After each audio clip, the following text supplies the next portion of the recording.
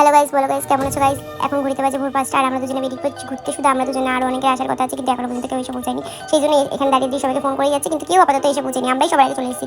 তো তারপর ফাইনালি সবাই এলো আর এসে এদের খেতে হবে চা। তো একটা চায়ের দোকান দেখে এরা দাঁড়িয়ে পড়লো চা খাওয়ার জন্য। তারপর আমরা আবার বেরিয়ে পড়লাম।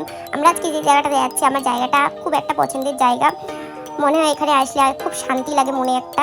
তো বলতে বলতে এখানে আমরা চলে এলাম। তোমরা নিজেরাই দেখো কত সুন্দর এই জায়গাটা।